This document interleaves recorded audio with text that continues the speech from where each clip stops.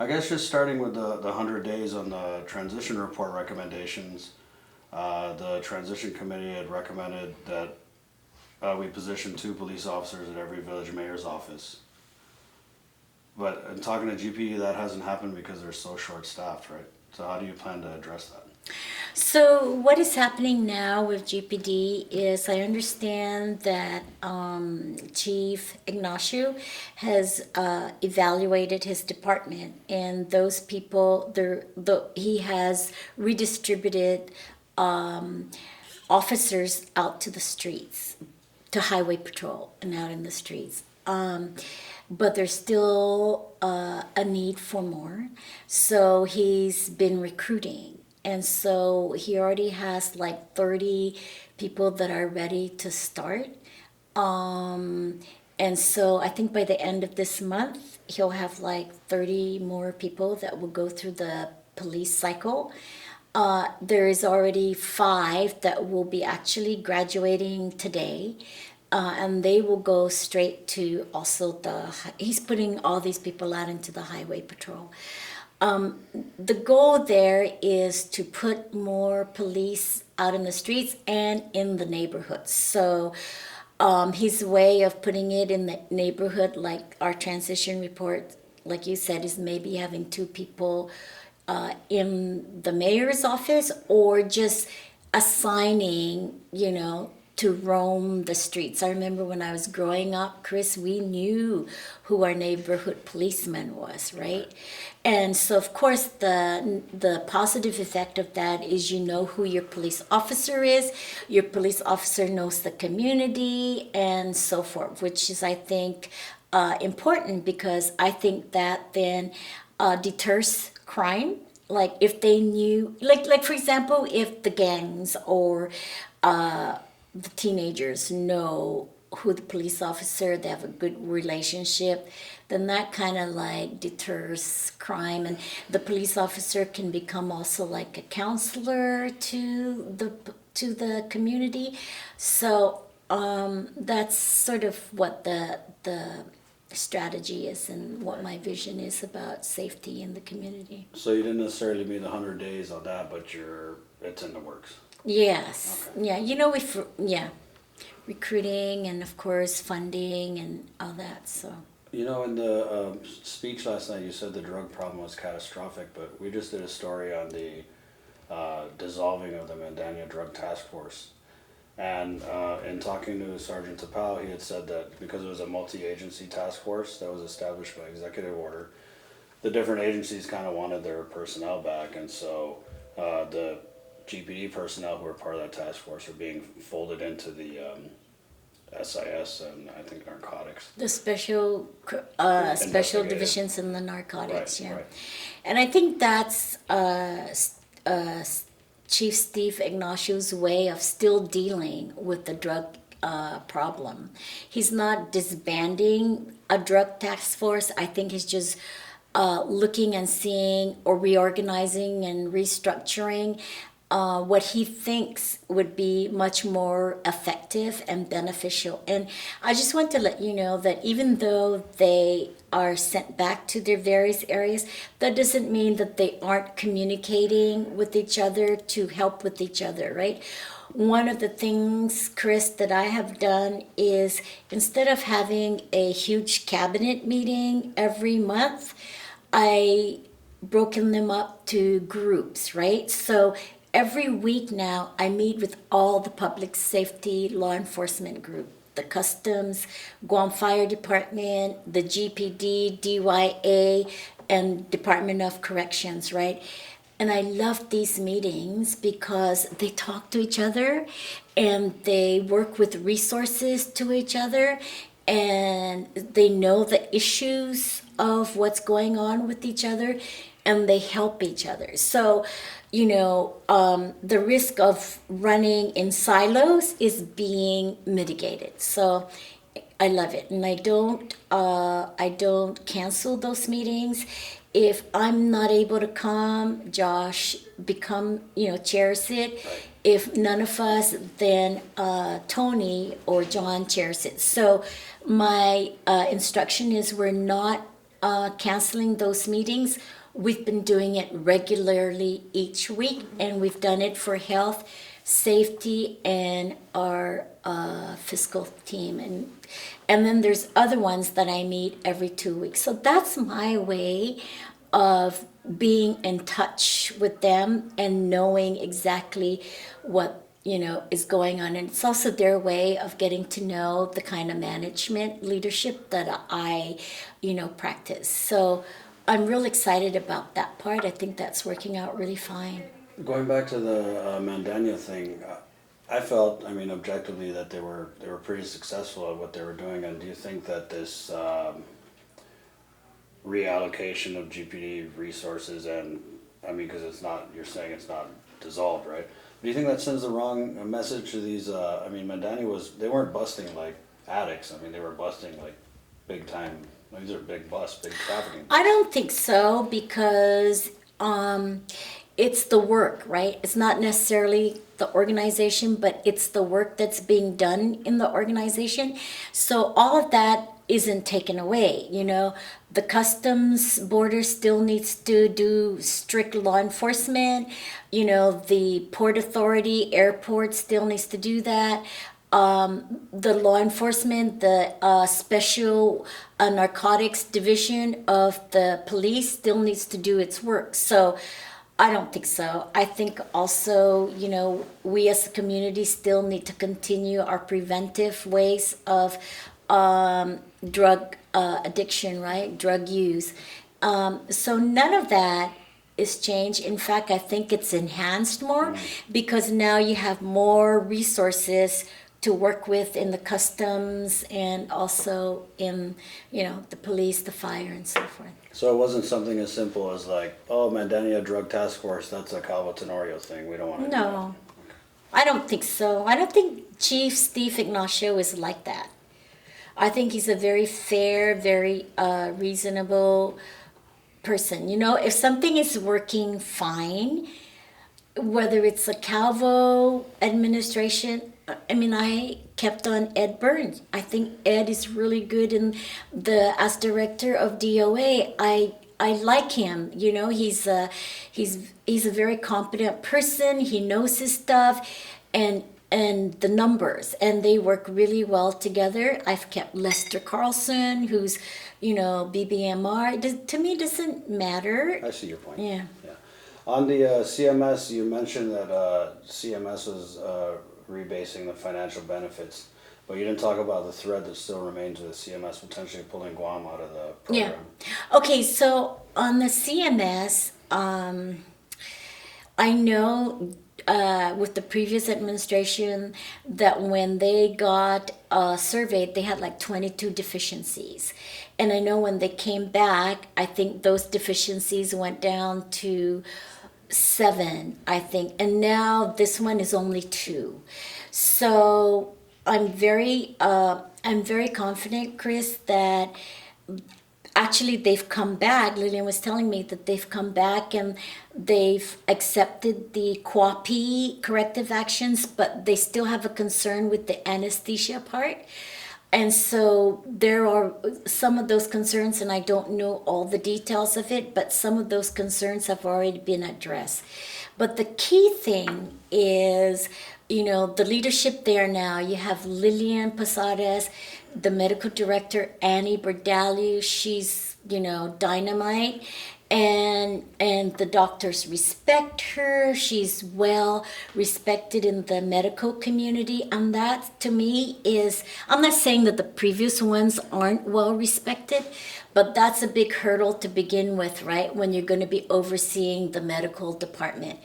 And these individuals are experienced administrators. And I have every confidence that the CMS will accept the corrective actions and they will not pull away the CMS accreditation. Being a nurse, how hard would you take it if they did pull away the CMS? If they did, that would mean, what that would mean is we would not be accepting Medicare, Medicaid patients into GMH, which is to me, really, that's not what I want our people of Guam to have, because we need to be able to have accessibility of care, right?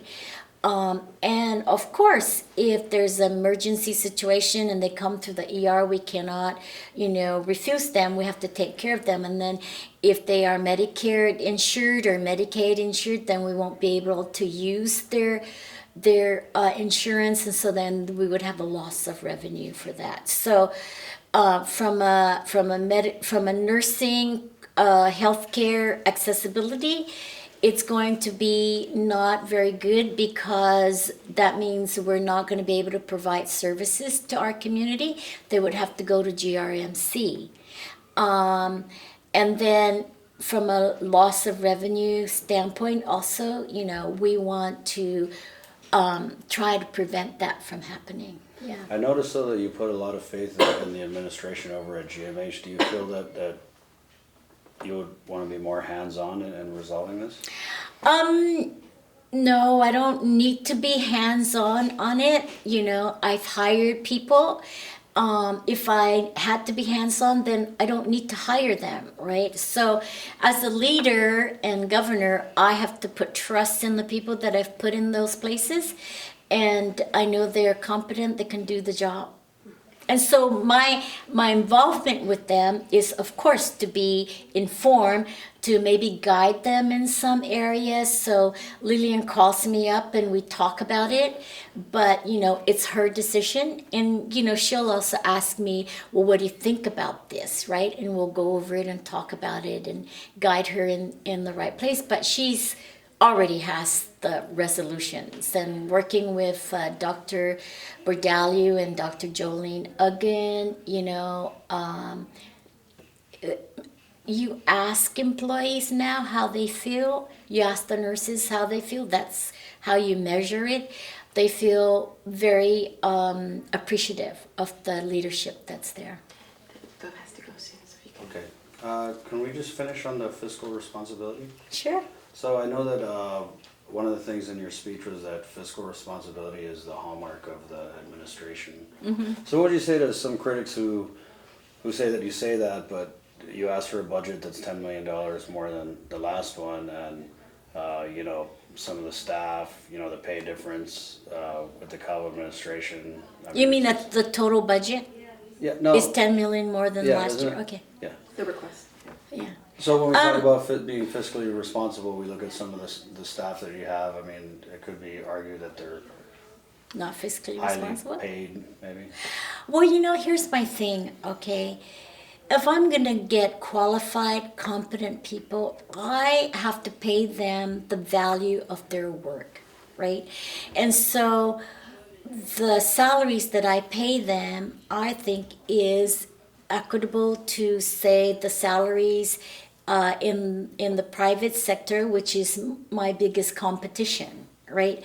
And so if I'm gonna say, okay, I need to provide efficient government, I need to provide services that is excellent to our people, I need to start looking at who are these people that are going to do the job, right? And it's people that I feel are qualified, competent, and able to do the job. And if you look at the people that I have appointed in the cabinet, I think they are.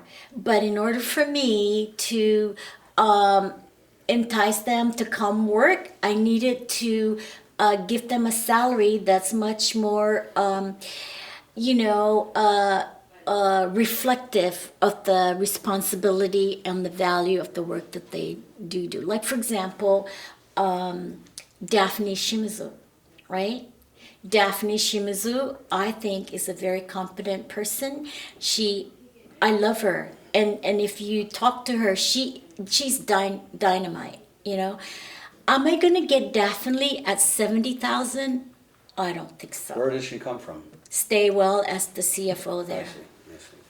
So I can understand that argument, and it's kind of funny because when I interviewed Oya last year about staffing and people who are highly paid.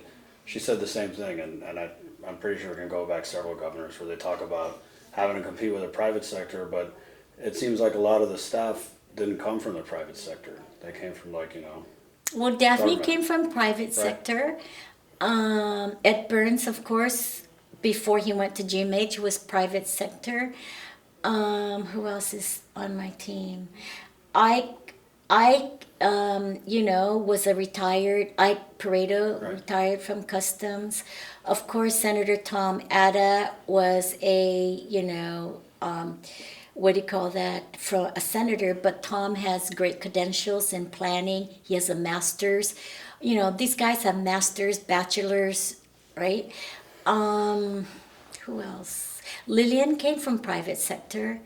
Dr. Berdali came from private sector.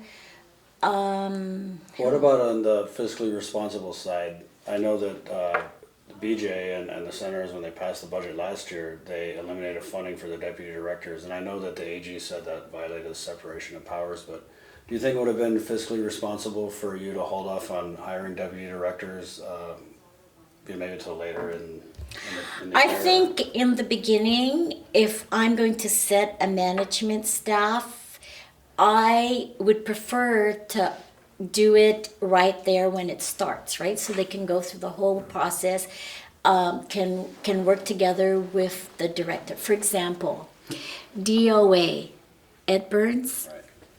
he and Edith Pangilinan. Edith, I think, came from the private sector. Of course, she worked in the airport, but they are a great team together. And I think it's because they started from the very beginning, right? So for me, if I'm going to lay out my management staff, it's almost like, okay, am I hiring a CEO? Yes, I'm hiring a CEO. But that CEO needs a senior VP to help get its work. For example, public health. Linda DeNorsi, although she's very competent, there is no way that I'm going to have that woman be the only one running the public health. She needs help. Public health is like the gatekeeper of the whole healthcare, right? So I know that they took away deputy director for expenses, right? To Right. decrease expenses. But Chris, I always believe that maybe that is too short-sighted, because if you don't have the deputy that works with you, there may be other areas that increases expenses and so forth. So are we really decreasing expenses by not hiring a deputy director? We have to look at the whole organization in order to make that kind of conclusion, right? So that's my whole thing about deputy director. Right. Yeah. So if you don't save the money there, where are you proposing that you do save money to be Through fiscally efficiencies, I think, right? Through automation, through modernization, and so I know that one of my biggest thing here is I need to do a total assessment of the IT government-wide, right? Because they're not talking to each other. So if I have more efficiencies in the modernization, then I could probably decrease more expenses or have more cost savings by minimizing the processes that you need to do to get the work done. Prime example is like Department of Land Management and DRT not communicating about, hey, this is a new recording of a land. Did we send that over to DRT so that they know now to tax it? Those very simple things that needs to happen, and we're working on that. What about a minimum wage increase? Minimum wage increase. Senator St. Augustine is planning on introducing. I know, yeah, right. Well, we had a discussion today. They're looking, one of the things is they're going to do an economic study. This was some of the suggestion to see what the impact would be with an increase in minimum wage. In the last minimum wage, they were supposed to do that, but they didn't do it, and they were given a time frame. They didn't meet it, so the minimum wage went up. But when they did do the study, they saw that GDP increased during that period of time where the minimum wage was increased, right? But economists will say to you, it's not, you can't assume that it's a cause and effect thing. What you can say is during this period of time, GDP has increased and minimum wage has increased, right? So those are two results that you can say happened, but did one cause the other? They don't make that connection, Sorry, the just a couple correlation. more really. What about the combination of the BBT and a minimum wage increase? Is that gonna break the backs of businesses? BBT and a minimum wage increase, well, we're not, okay, so I think if we do the minimum wage, and we do it over a long period of time, then businesses can plan for it. Next 100 days? For the businesses, next you, 100 yeah. days? Oh man, a lot of things in the next 100 days. Of course, we want to make sure that the CMS, I want to make sure that those police officers are out there. I'm looking at how we can increase more revenues. I'm looking at my initiatives on aquaculture, agriculture, my initiatives on the farmers, which I mentioned this in my, and I know there's some critics that said I didn't have any initiatives. I don't know what they were listening to, but my whole report was about my initiatives. I talked about agriculture, aquaculture. I talked about police officers. I talked about the healthcare, my healthcare initiatives. Anyway. So the critics, does it get to you? No, I expected it. She's really good Okay. about that. Yeah. Okay. So Because I'm you got- confident in right. what I think, what I know. I'm confident in what I'm going to do.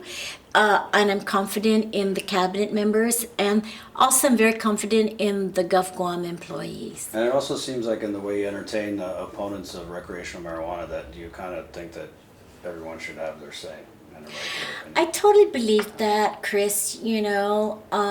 I think people should feel that I'm accessible and that I'm approachable and that I'm willing to be objective and I'm willing to listen to all sides. And the opponents had really good points and I know exactly their fear, but I felt like I could mitigate that fear by the controls that we put Do you in. think that was your biggest accomplishment in the first 100 days? The legalizing cannabis? marijuana, That's more Senator Clint. it's like, yeah, that's more try. Senator Clint Ridgell, but to me, it's a step in trying to decrease drug use here.